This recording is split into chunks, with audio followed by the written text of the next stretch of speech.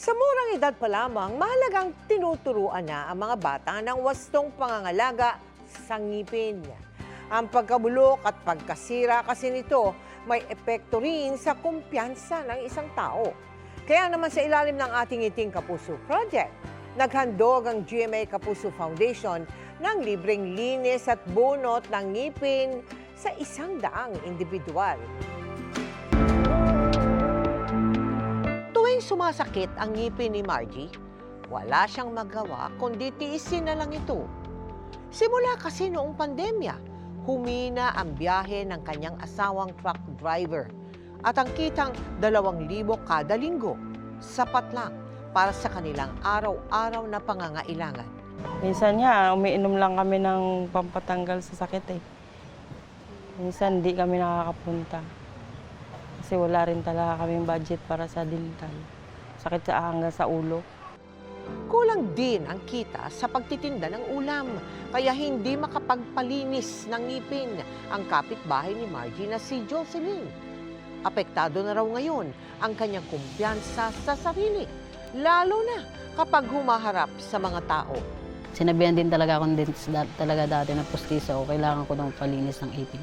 Ayon sa isang pag-aaral ng Department of Health noong 2021, 92.4% ng mga Pilipino ang naapektuhan ng tooth decay at 78% naman ang may gum disease.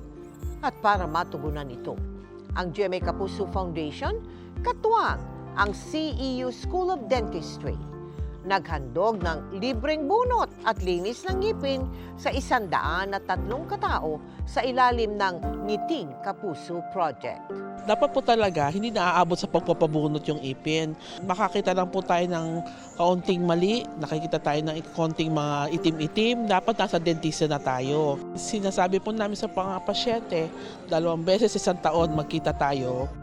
Paalala po ng mga dentista, huwag mag-self-medicate at agad magpakonsulta kung sakaling may indahing sakit sa ngipin. Malaking bagay itong Ngiting Kapuso sapagkat hindi lahat ng tao na mamayan sa bansa natin ay nakaka-afford na magbayad sa mga dental. Kasunod ng pagputok ng Bulkang Kanlaon ay agad tumugon ang GMA Kapuso Foundation sa mga naapektuhan. Pero ngayon, lahar naman ang nagpapahirap sa relief operation. Lunes ng gabi, nang mabulabog ang mga residente na naninirahan malapit sa Bulkang Kanlaon dahil sa biglaang pagputok nito. Ang mga apektadong residente agad na lumikas, kabilang si Cristita. Gawas nila, kanabang nag-isip-isip mga kalayo. Yan na yung mga nanglupad, mga balas.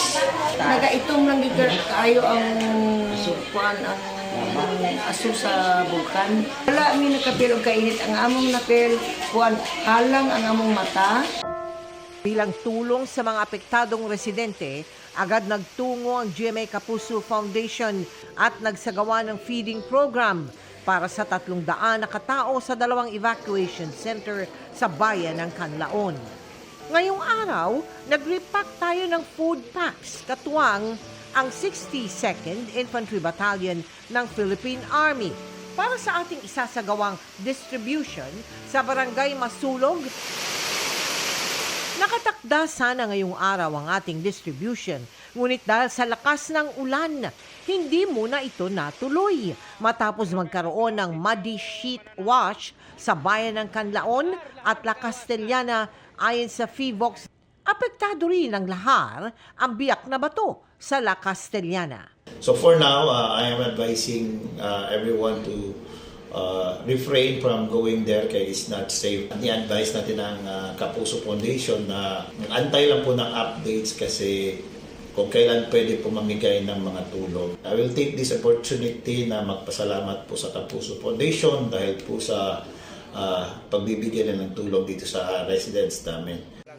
Sa mga susunod na araw, tuloy-tuloy po ang ating paghahatid ng tulong sa mga kapuso nating nasalanta ng pag-alboroto ng Bulkang Kanlaon.